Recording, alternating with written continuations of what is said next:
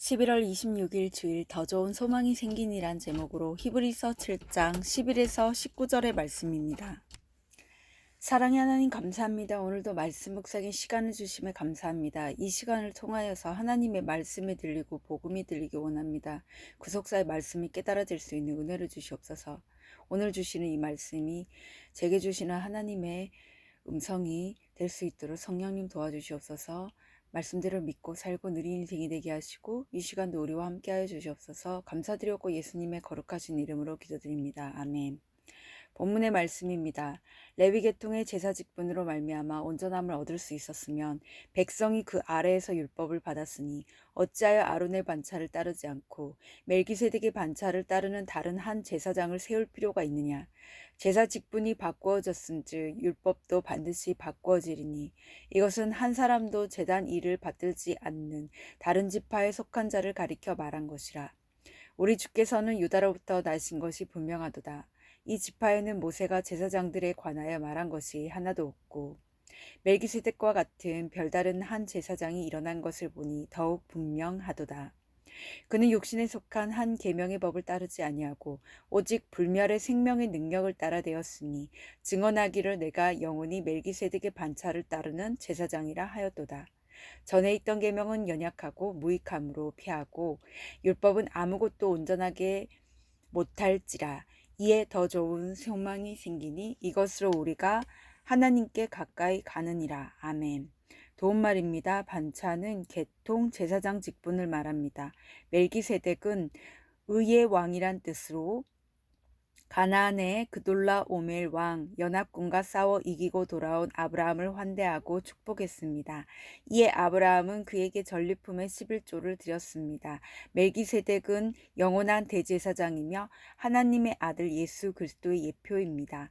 16절에 불멸의 생명의 능력은 무궁한 생명의 능력을 말하고 썩지 않는 생명의 능력입니다. 본문 요약입니다. 레위 계통의 제사 직분이 멜기세덱의 반차를 따르는 제사 직분으로 바뀌었으므로 율법도 바뀌어야 합니다. 주님은 유다 지파로부터 나셔서 멜기세덱과 같은 한 제사장이 되셨습니다. 불멸의 생명의 능력을 따라 제사장이 된 예수님으로 말미암아 우리에게 더 좋은 소망이 생겼습니다. 오늘의 중보기도입니다. 목회자들이 유다처럼 회개하며 십자가를 짐으로써 더 좋은 소망을 보이고 화평의 복을 누리게 하옵소서. 아멘. 본문 해설입니다. 첫 번째, 바뀐 제사 직분 11에서 12절의 내용입니다. 하나님의 아론의 반차가 아니라 멜기세덱의 반차를 따르는 한 제사장을 세우십니다. 이는 과거의 제사 직분으로는 온전함을 얻을 수 없기 때문입니다. 율법으로 세워진 레위의 제사 직분은 장차 올 좋은 일의 그림자일 뿐입니다.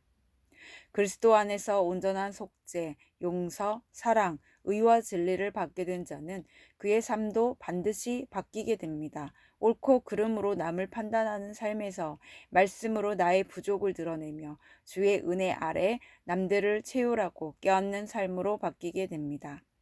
적용 질문입니다. 나는 옳고 그름의 잣대로 남을 바라봅니까? 아니면 예수 그리스도의 마음으로 남을 바라봅니까?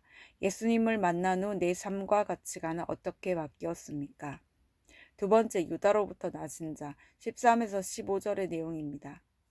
하나님은 제단 일을 받들지 않는 유다 지파에 속한 자를 새로운 제사장으로 준비하셨습니다. 거룩과 성결의 제사장 직분을 얻기에 유다의 삶은 매우 부끄럽고 험하였지만 하나님은 온전한 회개와 십자가의 삶을 산 유다로부터 한 제사장이 일어나게 하셨습니다.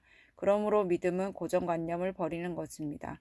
이렇게 하나님은 자기 죄를 온전히 회개하며 평생 십자가를 지는 한 사람으로부터 그리스도가 일어나게 하셔서 그 가정과 공동체와 사회를 축복하십니다. 적용 질문입니다. 나는 어떤 고정관념을 가지고 있습니까? 온전한 회개와 십자가의 삶이 있는 그 한 사람을 통해 그리스도가 일어나실 것을 믿습니까? 세 번째, 불멸의 생명의 능력 16에서 19절의 내용입니다. 그리스도께서 우리의 영원한 대제사장이 되신 것은 오직 불멸의 생명의 능력을 따라 된 것입니다. 육신에 속한 계명을 아무리 잘 따른다 할지라도 불멸의 생명은 결코 얻을 수 없습니다. 생명은 오직 하나님의 아들 안에서만 있습니다. 아들이 있는 자에게는 생명이 있어서 연약해도 갈수록 온전해집니다. 불멸의 생명의 능력을 덧입는 우리는 삶 속에서 온전함과 생명의 열매를 맺는 더 좋은 소망을 가지고 하나님께 날마다 더 가까이 나아가야 합니다. 적용 질문입니다. 나는 삶 속에서 온전함과 생명의 열매를 맺는 더 좋은 소망을 가지고 있습니까? 아니면 세상에서 이기고 또 이기려 하는 무서운 야망을 가지고 있습니까? 오늘 기도하기는 나를 위해 십자가에 피 흘려 주신 그리스도께서 나의 제사장이 되어 주셨으니 저도 이제는 구원의 삶을 살게 하옵소서. 온전히 회개하며 십자가를 지오니 가정과 공동체에 주께서 일어나 주옵소서. 아들의 생명을 덧입고 온전함의 열매를 맺는 더 좋은 소망으로 주께 나아가게 하옵소서. 아멘. 묵상 간증입니다. 나의 숨은 본색이란 제목으로 차미나님의 말씀 적용글입니다. 저는 7, 8년 전부터 자궁 부정출혈로 건강이 악화되었습니다. 그래서 올해 초 공동체의 권면에 따라 여러 차례 치료를 받으며 자궁 축출 수술을 앞두고 있었습니다. 그런데 새로운 일을 시작하며 어려움을 겪고 있던 남편은 저의 계속된 병원비 부담으로 화를 많이 냈습니다. 저는 그런 남편과 부딪히기 싫어 수술을 미루다가 결국 응급실에 실려가게 되었습니다. 그때 저는 남편을 미워하고 원망하는 마음이 다스려지지 않았습니다. 그러다 말씀을 묵상하면서 스스로 좋은 사람이라 착각하며 구원보다 이 땅에 소망을 둔 저의 모습을 보게 되었습니다.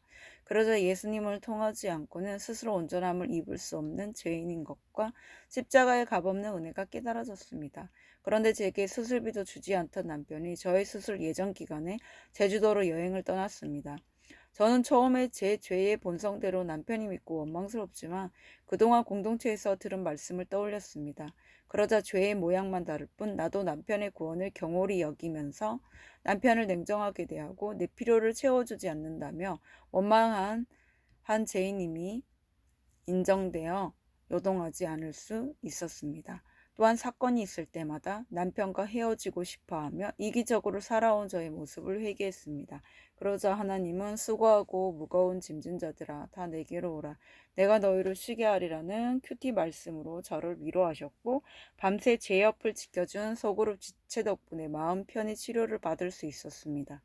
예수님은 자신의 십자가 죽음만이 가장 온전한 제사임을 죽기까지 보여주셨는데 저는 구원을 위해 십자가 지기를 싫어하고 삶의 변화만 기복적으로 바라며 율법적으로 예배에만 힘써왔습니다.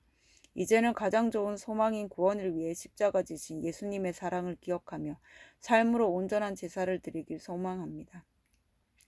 이분에 적용하기는 밤낮이 바뀌어 일하는 남편의 업무 특성상 각방을 쓰고 있었는데 합방을 하겠습니다.